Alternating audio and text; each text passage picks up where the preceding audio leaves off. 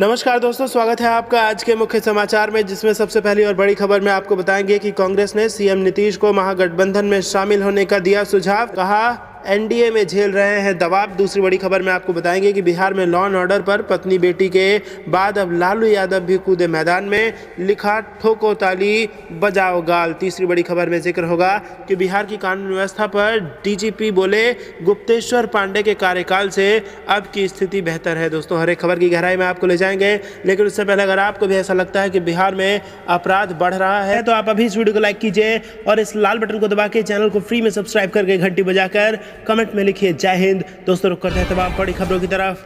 कांग्रेस ने सीएम नीतीश को महागठबंधन में शामिल होने का दिया सुझाव। कहा राजग में झेल रहे दबाव। जी हां दोस्तों, कांग्रेस ने बिहार के मुख्यमंत्री नीतीश कुमार के भाजपा नेता राजग में बहुत दबाव में होने का दावा करते हुए रविवार को उन्हें सुझाव दिया कि उन्हें महागठबंधन में वापस लौटकर स्वतंत्र होकर राज्य के विकास के लिए काम करना चाहिए। कांग्रेस विधायक दल के नेता अजीत शर्मा द्वारा रविवार को दिए गए उक्त बयान को हालांकि प्रदेश की विपक्षी महागठबंधन का नेतृत्व कर रहे राजद ने तुरंत खारिज किया और कहा कि यह आधिकारिक बयान नहीं है। अजीत शर्मा ने पिछले हफ्ते नीतीश और पत्रकारों के बीच हुई तकरार का जिक्र करते हुए उक्त टिप्पणी की और कहा वह इस तरह का व्यवहार कभी नहीं करते हैं। हम सब जानते हैं कि वह स्पष्ट रूप से राजग में बहुत दबाव में है। कांग्रेस नेता ने कहा यह सर्वविदित है कि उन पर सभी महत्वपूर्ण गृह विभाग जो वे अपने पास रखे हुए हैं को भी छोड़ने का दबाव है। लगभग एक महीने पहले पूर्व केंद्रीय मंत्री संजय पासवान, जो भाजपा में नीतीश के आलोचक रहे हैं, ने कहा था कि मुख्यमंत्री को गृह विभाग छोड़ देना चाहिए। पासवान ने हालांकि अपने बयान को स्पष्ट करते हुए कहा था कि वह इस बात पर जोर नहीं दे रहे थे कि उक्त विभाग जो पुलिस को नियंत्रित करता है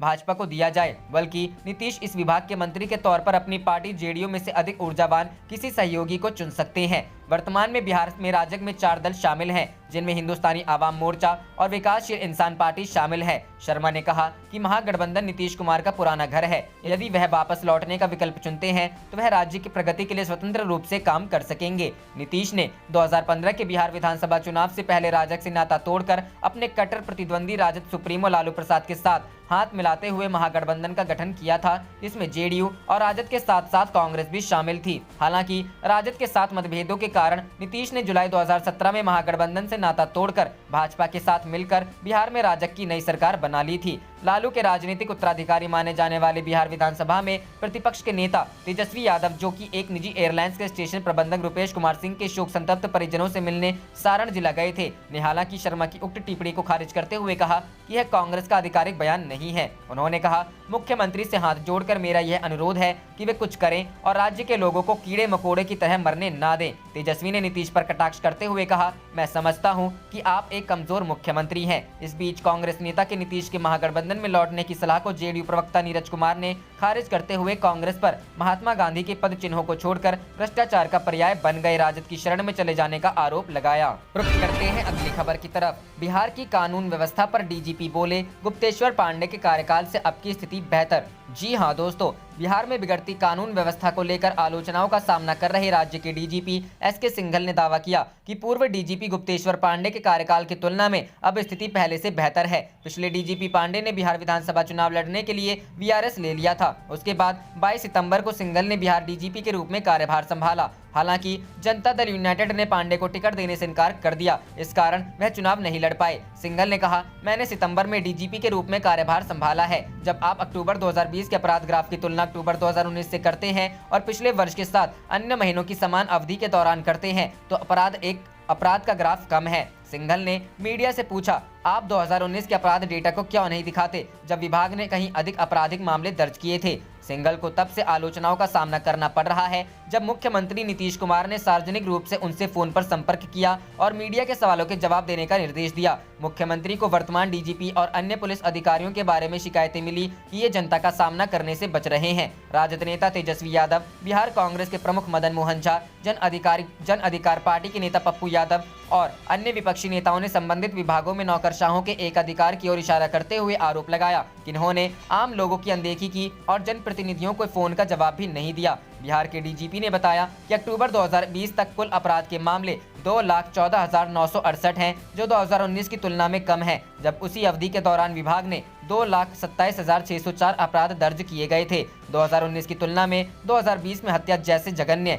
अपराध अभी भी अधिक हैं। रुख करते हैं अगली खबर की तरफ। बिहार में लॉ एंड ऑर्डर पर पत्नी बेटों के बाद अब लालू भी कूदे मैदान में, लिखा ठोको ताली बजाओ गाल। जी हां दोस्तों, बिहार में बढ़ती आपराधिक घटनाओं को लेकर विपक्षी पार्टियां लगातार नीतीश सरकार पर हमलावर हैं। आरजेडी नेता तेजस्वी यादव सूबे की एनडीए सरकार पर जमकर निशाना साध रहे हैं। उन्होंने यहां तक कह दिया है कि अगर 1 महीने में क्राइम कंट्रोल नहीं हुआ तो हम सभी विधायकों के साथ महागठबंधन के सभी साथी दिल्ली कूच करेंगे, राष्ट्रपति से राज्य की हालात के बारे में चर्चा करेंगे। इस बीच आरजेडी सुप्रीमो लालू प्रसाद यादव ने भी फेसबुक पोस्ट लिखकर सुशासन की सरकार को घेरा है। उन्होंने लिखा, ठोको ताली बजाओ गाल। लालू यादव ने एफबी पोस्ट में नीतीश सरकार को यूं लपेटा। लालू यादव ने फेसबुक पोस्ट में लिखा, बिहार में आरजेडी सरकार के आखिरी साल 2004 में अपराध के कुल 1,15,216 मामले दर्ज हुए थे, जब नीतीश कुमार की सरकार में 15 साल बाद साल 2019 में कुल अपराध के आंकड़े बढ़कर 2,69,096 हो गए, यानी 2 गुने से भी ज्यादा। गजब की बात है ये कि हमारे सामाजिक बदलाव के दौर को नकारे लोग जंगल राज कहते हैं और अब नीतीश भाजपा राज में अपराध दोगुना हो गया तो सुशासन राज है। करते हैं अगली खबर की तरफ। प्रदर्शनकारी किसानों ने कहा, जब तक कृषि कानूनों को रद्द नहीं किया जाता तब तक वैक्सीन नहीं लेंगे। जी हां दोस्तों, कृषि कानूनों के खिलाफ प्रदर्शन कर रहे किसानों के संगठन संयुक्त किसान मोर्चा ने रविवार को ऐलान किया कि 26 जनवरी यानी गणतंत्र दिवस के अवसर पर दिल्ली में अपनी प्रस्तावित ट्रैक्टर रैली परेड निकालेंगे। सिंघू बॉर्डर पर प्रेस कॉन्फ्रेंस के दौरान किसान नेताओं ने कहा कि हम गणतंत्र दिवस पर दिल्ली में बाहरी रिंग रोड पर एक ट्रैक्टर परेड करेंगे। परेड बहुत शांतिपूर्ण होगी। गणतंत्र दिवस परेड में कोई भी व्यवधान नहीं होगा। किसान अपने ट्रैक्टरों पर राष्ट्रीय ध्वज लगाएंगे। इतना ही नहीं, कई किसानों ने कहा कि जब तक कृषि कानूनों को रद्द नहीं कर दिया जाता तब तक वे टीके नहीं लगवाएंगे। किसान नेताओं ने कहा कि वे हरियाणा और दिल्ली पुलिस से सहयोग करने का आग्रह करेंगे। हमारे ट्रैक्टर मार्च से किसी भी राष्ट्रीय विरासत स्थलों या किसी अन्य साइट पर कोई खतरा नहीं होगा। गणतंत्र दिवस परेड में वाहनों की झांकी और झांकियां शामिल होंगी जो ऐतिहासिक, क्षेत्रीय और अन्य आंदोलनों के प्रदर्शन के अलावा विभिन्न राज्यों की कृषि वास्तविकता को दर्शाएंगी। किसान नेता दर्शन पाल ने कहा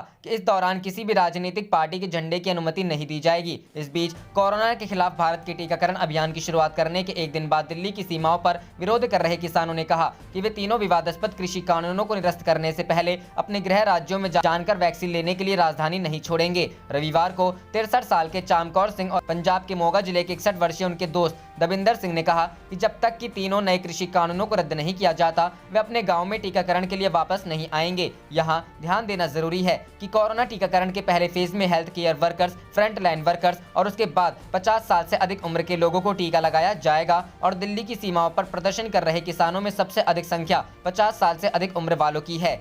मोगा जिले के दुड़ी के गांव में रहने वाले और कीर्ति किसान संघ के सदस्य चामकौर सिंह ने कहा कि हमने कई डॉक्टरों को यह कहते सुना है कि कोरोना पहले से मौजूद था और कम प्रतीक्षा वाले लोगों को प्रभावित करता था। यहाँ सड़कों पर हजारों गरीब लोग रहते हैं जिनके पास हाथ धोने या मास्क पहनने का कोई साधन नहीं है। वे कैसे मैनेज कर रहे हैं? हम मानते हैं कि कृषि कानूनों को बिना किसी प्रतिरोध के पारित करने के लिए लॉकडाउन सरकार का सिर्फ एक हथकंडा था। वहीं दविंदर सिंह ने कहा कि अगर हमें कोरोना होगा तो हम टीकाकरण करवाएंगे, अन्यथा नहीं लगवाएंगे। प्रदर्शनकारियों की भीड़ में कई अन्य लोगों ने कहा कि उन्हें कोविड-19 बीमारी की मृत्यु दर को लेकर सरकार के दावों पर भरोसा नहीं है। फिरोजपुर के मरूर गांव के किसान 28 वर्षीय बलप्रीत सिंह ने कहा कि हम पहले दिन से ही यहाँ हैं और सोशल डिस्टेंसिंग बनाए रखना असंभव है। फिर भी हमारे 100-200 लोगों के समूह में किसी को भी अब तक कोरोना नहीं हुआ। बीमारी से ज्यादा घातक बीमारी का डर होता है। अगर हम कृषि कानूनों की वजह से अपनी जमीन और घरों खो देते हैं तो हम वैक्सीन लेकर क्या कर लेंगे? यह लड़ाई जारी रहेगी और अब हम गणतंत्र दिवस पर ट्रैक्टर मार्च की प्रतीक्षा कर रहे हैं।